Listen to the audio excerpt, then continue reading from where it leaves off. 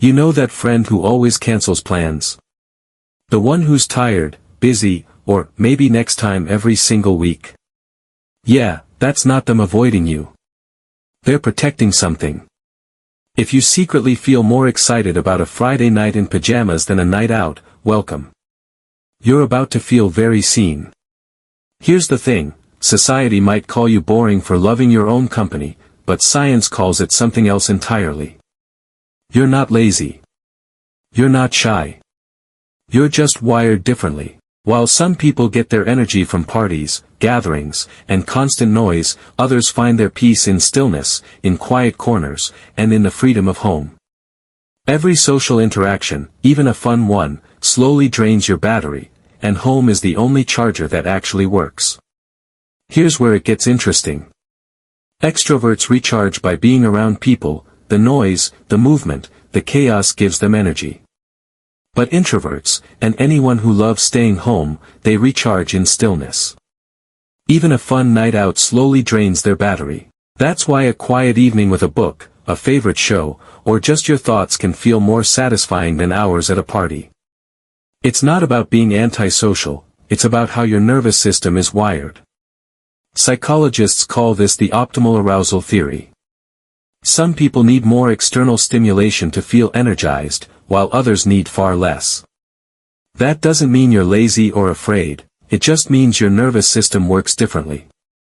People with a low stimulation preference find too much social interaction overwhelming. Their brain and body literally recharge best in calm, familiar environments.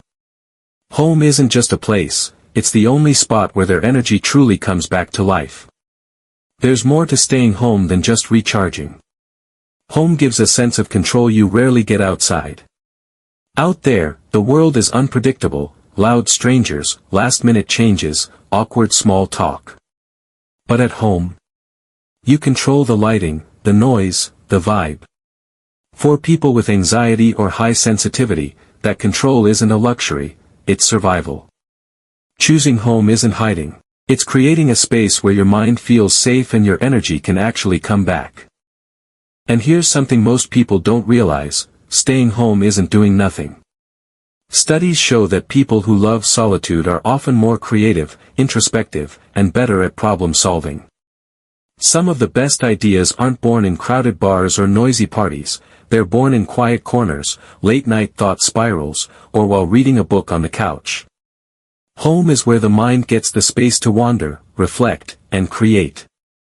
For those wired this way, staying in isn't missing out, it's thriving in their own element. Society loves to romanticize being out there, the influencers, the parties, the live your best life culture.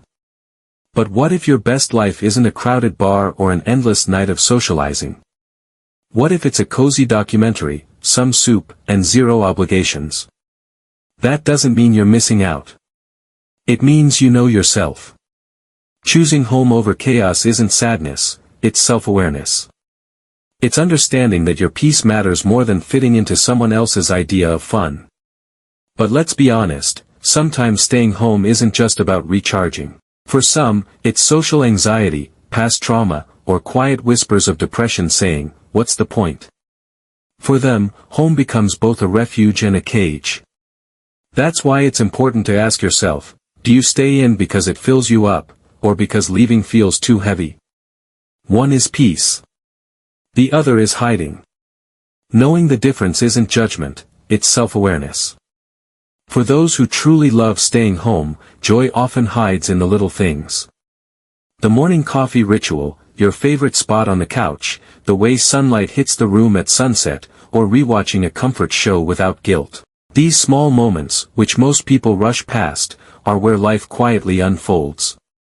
Home isn't boring, it's full of richness you learn to notice when the world slows down just for you.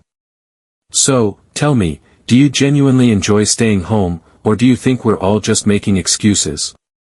If you find peace in a solo Saturday, or feel happiest in your own space, hit subscribe.